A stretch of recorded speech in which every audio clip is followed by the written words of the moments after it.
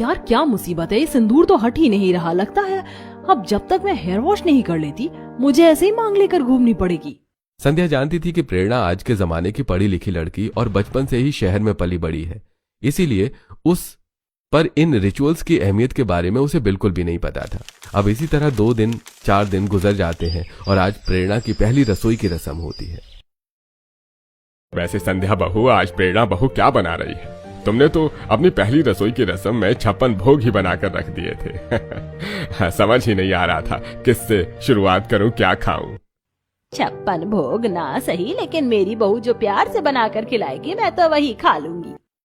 सभी लोग अपने घर की नई नवेली छोटी बहू के हाथ की बनी पहली रसोई का इंतजार कर रहे होते हैं। तभी प्रेरणा सभी के लिए प्लेट्स में पिज्जा लेकर आती है और उनके सामने रख देती है, जिसे देखकर अरे ये तो पिज्जा है। प्रेरणा, तुमने अपनी पहली रसोई की रस्म में पिज्जा बनाया है? नहीं, ये तो मैंने बाहर से ऑर्डर किया है। वो क्या है ना, मुझे खाना बनाना नहीं आता। क्या तुम्हें खाना बनाना नहीं आता? लेकिन अनिल ने तो इस बारे में हमें कुछ नहीं बताया। अनिल, तुझे पता नहीं था क्या? पता था, लेकिन मुझे लगा कि अब हमारी शादी होने वाली है तो प्रेरणा ने खाना बनाना सीख लिया होगा। शादी करी है, कोई बोर्ड का एग्जाम थोड़ी ना दिया है जिसमें मुझे सारे सब्जेक्ट ही अच्छे से प्रिपरेशन करनी पड़े। और वैसे भी मैंने तो सुना है कि अगर नई नवेली बहू पहले से बने हुए खाने में हाथ भी लगा दे तो वो उसकी पहली रसोई हो जाती है। मैंने तो फिर भी बाहर से मंगवाया है आप लोगों के लिए ना, बहुत टेस्टी है। कोई बात नहीं पापा जी, अब प्रेरणा को खाना बनाना नहीं आता तो क्या कर सकते हैं। प्रेरणा, मैं हूं ना, मैं तुम्हें सब सिखा दूंगी और फिर दोबारा से हम तुम्हारी पहली रसोई की रस्म करेंगे। अपनी बड़ी बहू की बात मानकर अब सभी लोग बिना कुछ कहे पिज्जा खा लेते हैं। इसी तरह अब 8 से 10 दिन गुजर जाते हैं। प्रेरणा, जो बड़ी मुश्किल से इन 8 से 10 दिनों तक सूट पहनती आई थी, आज वो पहले की तरह अपनी मॉडर्न शॉर्ट ड्रेस पहनती है और तैयार होकर बाहर जाने लगती है कि तभी आंगन में झाड़ू लगा रही संध्या की नजर जैसे ही प्रेरणा पर पड़ती है तो तुम इस तरह के कपड़ों में कहाँ जा रही हो? और तुमने आज भी सिंदूर नहीं लगाया और तुम्हारे गले में मंगलसूत्र भी नहीं है। ये सब क्या है प्रेरणा? आप प्लीज मुझे ये बार बार सिंदूर का लेक्चर मत दिया करो। आप ठहरी गांव की अनपढ़, आपके लिए सब होता होगा जरूरी, लेकिन मेरे लिए नहीं है। और हाँ, मैं पार्टी में जा रही हूँ, रात को लेट आऊंगी, ओके? तो मेरा डिनर मत बनाना। इससे पहले संध्या कुछ कहती कि तभी प्रेरणा की कैब आती है और वो उसमें बैठकर पार्टी के लिए निकल जाती है। और रात में तकरीबन 10 बजे तक प्रेरणा घर आती है तो देखती है कि सभी हॉल में उसका इंतजार कर रहे हैं। वैसे तो मुझे इस बारे में बोलना नहीं चाहिए, लेकिन तुम्हें इस तरह के कपड़े शोभा नहीं देते। अब तुम्हारी शादी हो चुकी है और मैं तुम्हें अपनी छोटी बहन मानता हूँ, तो एक बड़े भाई होने के नाते तुम्हें इतना तो कह ही सकता हूँ ना। एक तरफ कपड़े भी अगर छोड़ दो तो चलेगा, लेकिन तूने सिंदूर क्यों नहीं लगाया? अपनी जेठानी से कुछ सीख। आज तक एक भी ऐसा पल नहीं होगा जब मैंने इसे बिना सिंदूर के देखा हो। आप लोगों को तो किसी मिनिस्टर की पार्टी में होना चाहिए था। सब एक साथ कितना अच्छा भाषण देते हैं, लेकिन मुझे इसकी नीड नहीं है, ओके? प्रेरणा मुंह बनाकर कमरे में आ जाती है। तभी अनिल भी पीछे पीछे कमरे में आता है। प्रेरणा, ये सब क्या है? चलो कपड़ों के लिए तो मैं माँ पापा को मना लूंगा, लेकिन तुम क्या सिंदूर नहीं लगा सकती? अरे अपने पति के नाम का सिंदूर लगाने से कैसी शर्म। भाभी के लिए तो उनकी जिंदगी में सबसे बढ़कर उनका सिंदूर है। देखो, मैं वैसे भी इस शादी में इंटरेस्टेड नहीं थी, लेकिन तुम्हारे बार बार कहने पर और ये विश्वास दिलाने पर कि शादी के बाद भी मैं अपनी जिंदगी अपनी मर्जी से जी पाऊंगी, तभी मैंने शादी करी। तो प्लीज मुझ पर ये पाबंदियां, रोक टोक मत लगाओ। प्रेरणा ने शादी तो कर ली थी, लेकिन वो अपनी वैवाहिक जीवन को अभी तक पूरी तरह से समझ नहीं पाई थी। इसी तरह अब कुछ समय गुजर जाता है। प्रेरणा अपनी जेठानी संध्या के मॉल में कुछ सामान लेने के लिए आई थी। तभी संध्या को उसकी सहेली नीलम मिलती है। नीलम, तुम कैसी हो? कितने टाइम के बाद मिल रहे हैं हम। मैं तुमसे नाराज हूँ। तुम मेरे देवर की शादी में क्यों नहीं आई? संध्या, वो मेरी नंद की डिलीवरी थी, इसीलिए मैं आ नहीं पाई। वैसे ये लड़की कौन है? तुम्हारी कोई फ्रेंड है क्या? नहीं नहीं, ये तो मेरी देवरानी है, जिसकी कुछ हफ्ते पहले ही शादी हुई है। बताया तो था मैंने इसके बारे में तुम्हें। ये तुम्हारी देवरानी है? इसे देखकर तो कोई कह ही नहीं सकता कि इसकी शादी कुछ हफ्ता पहले हुई है। ना सिंदूर, ना मंगलसूत्र, ना कोई हैवी सी साड़ी। ये शादीशुदा कम कुंवार ही ज्यादा लग रही है। ओह गॉड, तुम भी एक मैरिड वुमन को इस तरह डिफाइन करती हो। हरे, शादी करने का ये मतलब नहीं कि मैं सिंदूर का ठप्पा लगाकर घूमूं अपने माथे पर। कभी तुम लोगों ने अपने हस्बैंड को देखा? उन्हें देखकर तो कोई नहीं कह सकता कि वो शादीशुदा हैं या कुंवारे। अगर हम औरत उनके लिए सिंदूर लगाती हैं तो वो भी हमारे लिए सिंदूर लगाएं। ये रस्म हमने नहीं बनाई, सालों से चलती आ रही है। ये सालों से चलती आ रही है या सदियों से, मुझे इससे कोई फर्क नहीं पड़ता। मैं गिव एंड टेक में विश्वास करती हूँ। अगर एक औरत अपने पति के लिए अपनी मांग भर सकती है तो पति को अपनी औरत के लिए अपनी मांग भरनी होगी, जब होंगे ना दोनों इक्वल। प्रेरणा की ऐसी बातें सुनकर नीलम तो क्या संध्या भी दंग रह जाती है। संध्या प्रेरणा को चाहे कितना भी क्यों न समझा ले, लेकिन वो अपने मॉडर्न विचारों को नहीं छोड़ती। इसी तरह समय बीतता रहता है और आज मोहल्ले में एक बहुत बड़ी पूजा होती है जिसमें संध्या और प्रेरणा दोनों को बुलाया जाता है। आज हमें पूजा में जाना है तो प्लीज वहाँ शॉर्ट कपड़े मत पहन कर आना और अच्छे से अपना 16 श्रृंगार करना प्लीज। संध्या के बार बार कहने पर प्रेरणा साड़ी तो पहन लेती है, लेकिन 16 श्रृंगार में वो सिर्फ ज्वेलरी और मेकअप भी करती है। और जब पूजा में प्रेरणा बिना सिंदूर लगाई आती है तो यह क्या प्रेरणा बहू, तुमने सिंदूर क्यों नहीं लगाया? अरे नई नई दुल्हन हो तुम, इस तरह सूनी मांग अच्छी नहीं लगती। मुझे ये सब बिल्कुल भी पसंद नहीं है। आप लोग लगाइए ना, लेकिन मुझे फोर्स मत करिए। ऐसे कैसे नहीं, तुम शादीशुदा हो, तुम्हें क्या अपने पति की उम्र प्यारी नहीं है? रुको मैं तुम्हें सिंदूर लगा देती हूँ। सविता पूजा की थाली से एक चुटकी सिंदूर लेकर प्रेरणा को लगाने लगती है कि तभी प्रेरणा सविता का हाथ झटक देती है, जिससे सविता के हाथ से पूजा की थाली नीचे छूट जाती है। ये देखकर पूजा में मौजूद सभी औरतें प्रेरणा पर गुस्सा करने लगती हैं। ये तुमने क्या किया, बदतमीज लड़की, पूजा की थाली नीचे गिरा दी, कितना बड़ा अपशगुन क्यों किया है तुमने? मैंने कोई अपशगुन नहीं किया, वो गलती से गिरी है। और जब मैंने मना किया था कि मुझे सिंदूर नहीं लगाना तो आप लोग क्यों जबरदस्ती कर रहे थे मेरे साथ? तुम्हें मैंने कहा था ना पूरा 16 श्रृंगार करने के लिए, तो तुमने सिंदूर क्यों नहीं लगाया? और तुमने पूजा की थाली भी गिरा दी। तुमने तो पूरे मोहल्ले में हमारे परिवार की नाक कटवा कर रख दी। अगर आपकी नाक इतनी ही प्यारी थी, संभाल कर रख देना। प्रेरणा वापस घर आ जाती है और अब प्रेरणा के इसी स्वभाव की वजह से आए दिन अनिल और प्रेरणा में काफी लड़ाई होती। आखिरकार तुम सिंदूर लगा क्यों नहीं रही हो? मैं ये नहीं कहता कि भाभी जितना लंबा सिंदूर लगाओ, लेकिन छोटा सा तो सिंदूर लगा ही सकती हो ना। कहीं तुम ये तो नहीं चाहती कि लोग तुम्हें अनमैरिड समझे और लाइन मारे? लोग तो बेफालतू में मुझे मेरी मॉडर्न सोच के लिए गलत बोलते हैं, लेकिन घटिया सोच तो तुम्हारी है। तुम मेरे बारे में ऐसा सोच भी कैसे सकते हो? तुम जिस तरह हरकत कर रही हो ना, मैं तो क्या दुनिया का हर पति यही सोचेगा। रोज अपनी बहू बेटे के बीच में इस तरह की लड़ाई होता देखकर अब योगेश और सरला काफी परेशान होते हैं। शादी को ठीक से 2 महीने भी नहीं हुए हैं और इतना लड़ाई झगड़ा, पता नहीं क्या होगा इन दोनों का। मुझे तो डर है कि कहीं इनकी लड़ाई इतनी ज्यादा ना बढ़ जाए कि इनके रिश्ते में दरार आ जाए। अपने सास ससुर को इतना परेशान देखकर संध्या को बिल्कुल भी अच्छा नहीं लगता। तो वहीं अब ऐसे ही कुछ दिन गुजर जाते हैं। रात का समय होता है। संध्या अपनी बालकनी में खड़ी होती है, तभी वो देखती है कि प्रेरणा को एक लड़का अपनी बाइक पर घर छोड़कर गया है। प्रेरणा जैसे ही ऊपर आती है तो संध्या, अभी तक तो तुम सिर्फ छोटे कपड़े पहनती थी, सिंदूर नहीं लगाती थी, लेकिन अब तो वो लड़के तुम्हें घर तक छोड़कर जाने लगे हैं। प्रेरणा, किसी को इतना मजबूर मत करो कि वो तुम्हें गलत समझे। आपको जो समझना है समझिए, लेकिन अब मैं आपके लिए अपने आप को डिफाइन नहीं करूंगी। प्रेरणा के सिंदूर न लगाने की वजह से अब कई लोग उसे लाइन भी मारने लगते हैं। अरे भाभी जी हो तो ऐसे हो, क्या माल है, मन करता है इसे अभी अपनी गर्लफ्रेंड बना लूं। बाइक पर बैठे उस लड़के की बात सुनकर संध्या को काफी गुस्सा आता है और वो उस लड़के का कॉलर पकड़ लेती है। तेरी हिम्मत कैसे हुई मेरी देवरानी के बारे में ऐसी गंदी बातें बोलने की? मैं तेरा मुंह नोच लूंगी, बदतमीज इंसान। वो शादीशुदा है, कम से कम शादीशुदा लड़कियों को तो छोड़ दो। अरे तो फिर अपनी देवरानी को बोलो ना कि और औरतों की तरह सिंदूर लगाकर घूमे।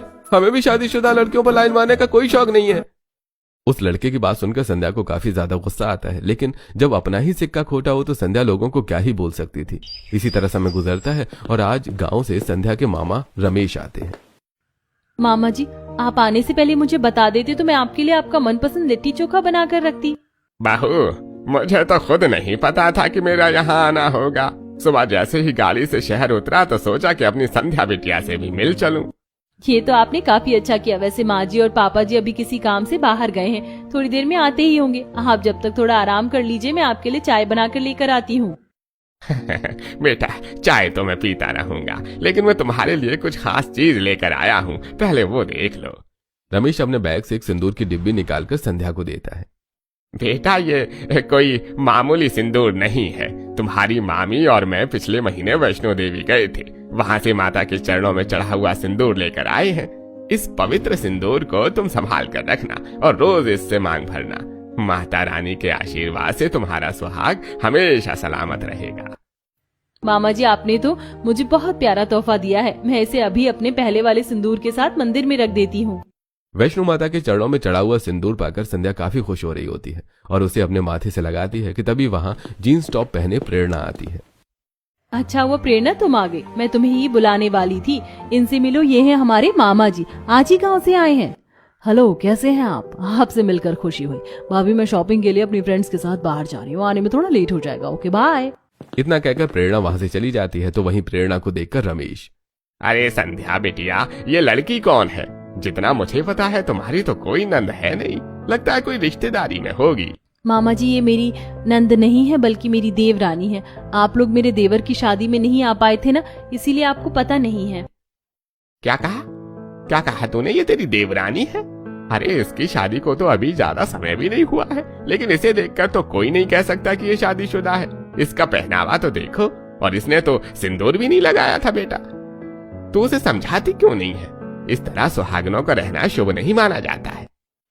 मामा जी, अब मैं क्या ही करूं? प्रेरणा को तो मैं समझाती रहती हूँ, लेकिन वो मेरी बात समझती नहीं है। लेकिन आप फिक्र मत करिए। हाँ, आपके जो वैष्णो देवी की माता के चरणों में चढ़ा सिंदूर लेकर आए हैं ना, इसे मैं खुद प्रेरणा को लगाऊंगी, और मुझे पूरा यकीन है जब मैं उसे इसके महत्व के बारे में बताऊंगी तो वो खुद खुश होकर इसे लगवाएगी।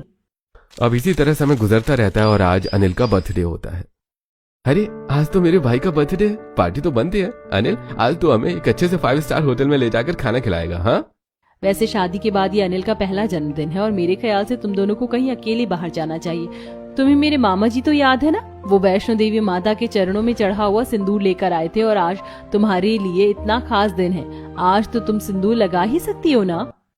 संध्या मंदिर में रखा सिंदूर लाकर प्रेरणा की मांग में लगाने लगती है। ये देखकर प्रेरणा गुस्से से संध्या के हाथ में रखी सिंदूर की डिब्बी गिरा देती है और सारा सिंदूर जमीन पर बिखर जाता है। ये देखकर संध्या को काफी गुस्सा आता है। प्रेरणा, तुम्हारा दिमाग तो नहीं खराब हो गया? ये क्या किया तुमने? तुम्हें इस सिंदूर की अहमियत पता भी थी? ये वैष्णो देवी माता के चरणों में चढ़ा हुआ सिंदूर था। अरे औरतें तो इस सिंदूर से अपनी मांग भरने के लिए तरसती हैं, और तुमने इसका अनादर किया है। तुम्हें पाप लगेगा। 1000 बार कह चुकी हूँ, मुझे इन फालतू के रिचुअल्स में कोई इंटरेस्ट नहीं है। तो क्यों आप लोग मेरे साथ जबरदस्ती करते हैं? नहीं लगाना मुझे ये सिंदूर। ये सिंदूर सिंदूर नहीं बल्कि मेरे माथे का बोझ है, और मैं इस बोझ को लेकर नहीं चल सकती, समझी आप? जहां सुहागन के लिए उसका सिंदूर सब कुछ होता है, वहीं आज इस सिंदूर का इस तरह से अनादर करता देखकर संध्या को प्रेरणा पर काफी गुस्सा आता है, और वो प्रेरणा को एक जोरदार थप्पड़ मारती है।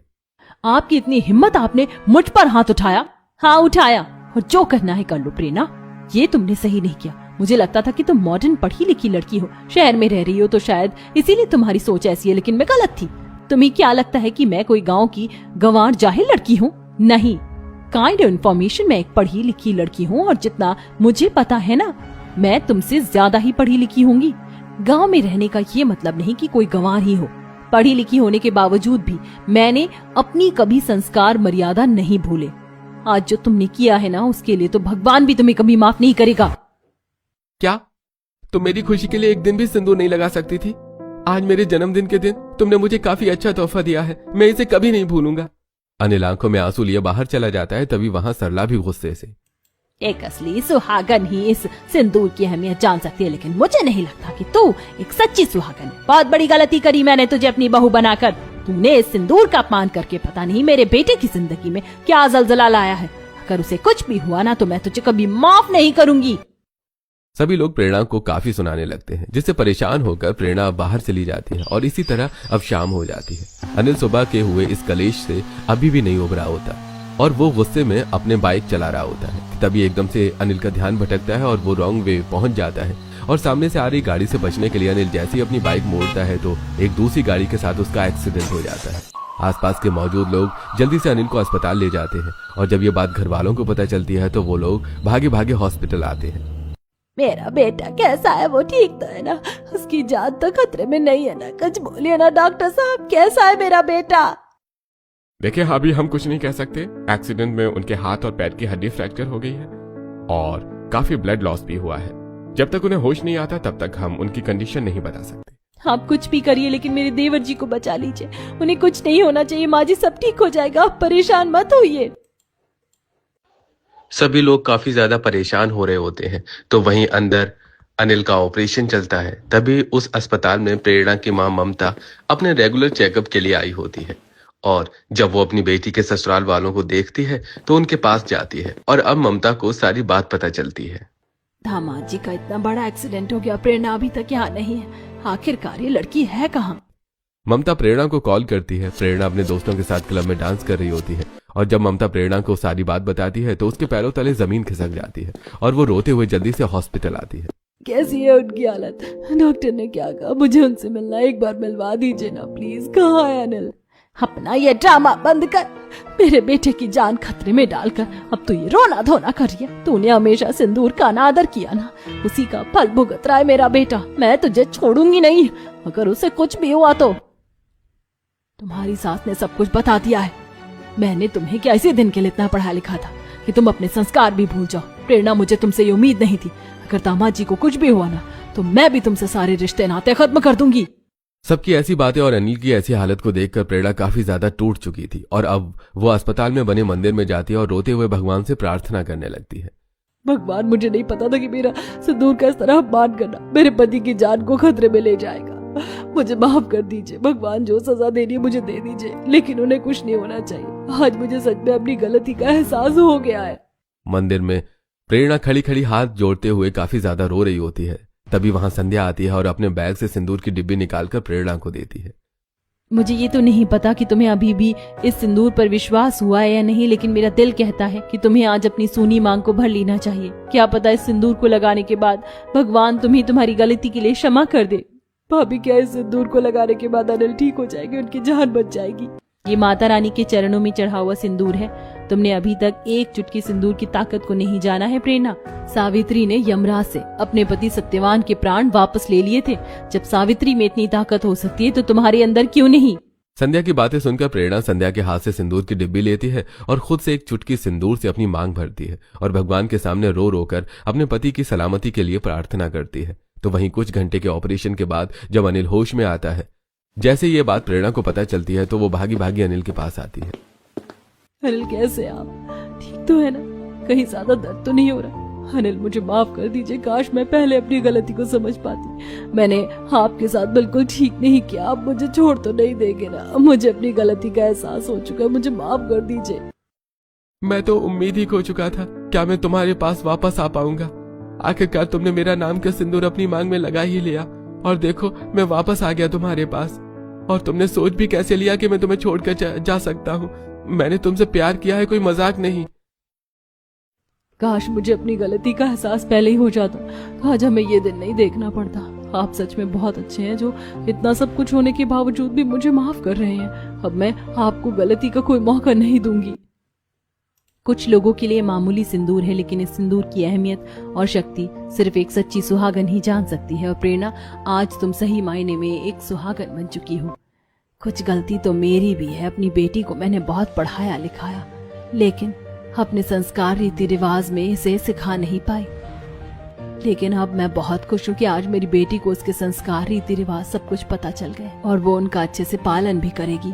अनिल के अब पूरी तरह से ठीक होने तक प्रेरणा उसका काफी अच्छे से ध्यान रखती है, जिसे देखकर सभी घर वाले काफी खुश होते हैं। और अब वही प्रेरणा जो हमेशा जीन्स टॉप पहनती थी और सिंदूर के नाम से ही चिढ़ जाती थी, आज वही पूरा 16 श्रृंगार करती है और अपने पति के नाम का सिंदूर लगाती है।